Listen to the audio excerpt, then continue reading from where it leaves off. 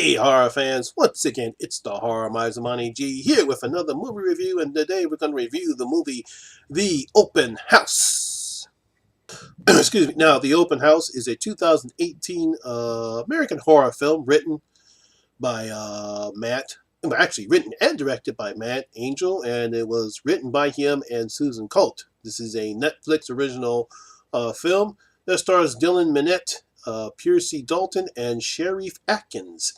I meant to have this up probably by Monday, but I've been fighting a cold or flu, whatever you want to call it, whatever bug has been going around here, and I didn't want to come off sounding like a frog, but I feel well enough now so I can finally put this review up. So here is my review of The Open House.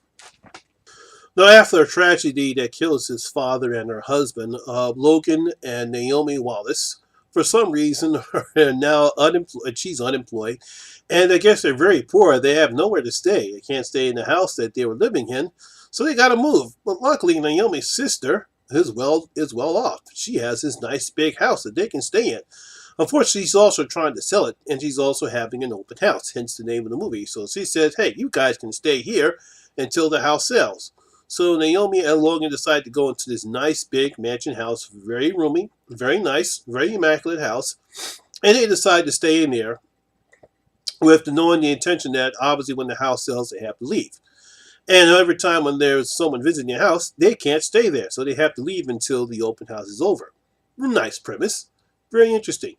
But as things go on, things start being moved, weird shit starts to happen, they don't know what's happening, and finally we get to find out what in the world is going on with this house and all the other eccentric characters that we see in this picture.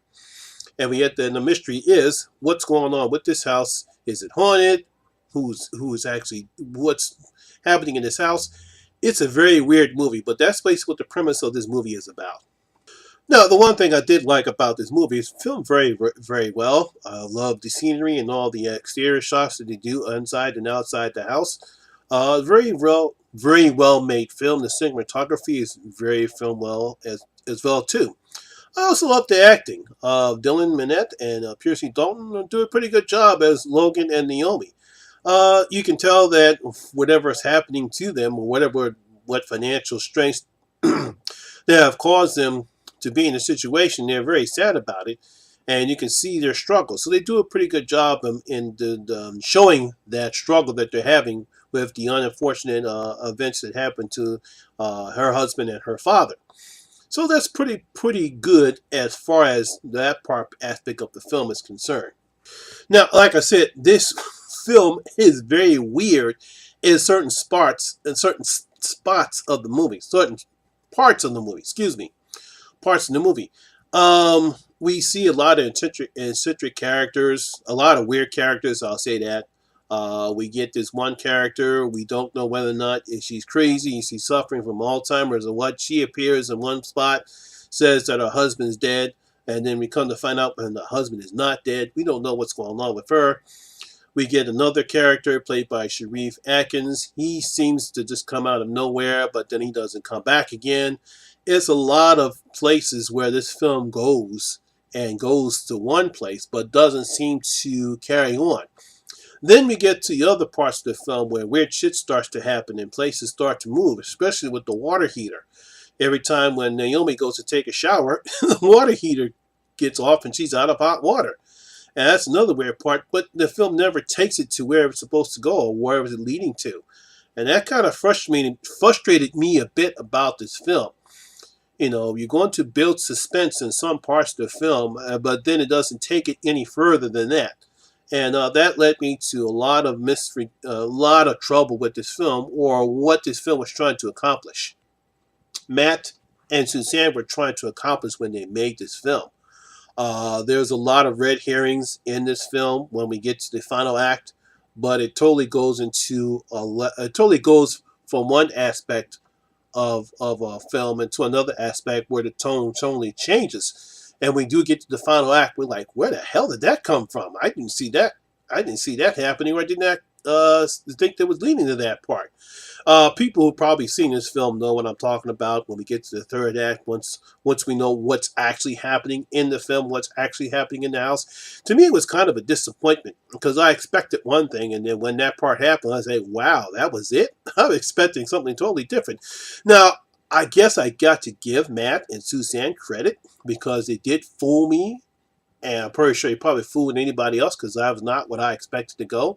But I'm saying to myself, it's like, wait a minute, if they wanted to go this route, why did they want to change a certain aspect of the film? Why make it this particular part of a subgenre of horror film when exactly this is what they were going to? I think they thought this would be a great way to mislead the audience. So I give them credit for doing that, but I think they just did it wrong. You can't continue to build suspense and not have the payoff, and when the payoff happens, it's kind of, for me, it was kind of a letdown. It's like, oh man, that was it? I expected more. I think if they would have just stuck with one particular part of a subgenre in horror, perhaps the movie would have been better. Because, like I said, it's filmed very well, it's acted very well.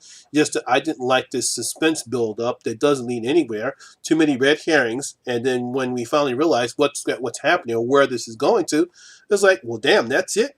That's kind of fucked up. So overall, it's not a bad film. I've seen worse horror films than this. Yes, I'm talking to you, The Apparition, and you, Bye Bye Man.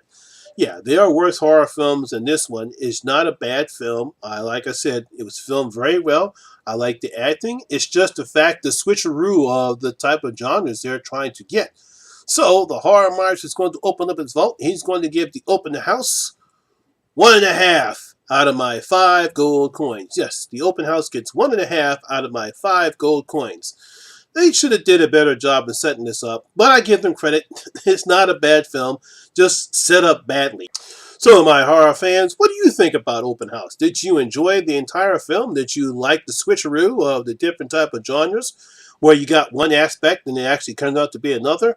Or did you just think this was just another bad horror film? Leave your comments down in the comment section below and tell me what you thought about the Open House.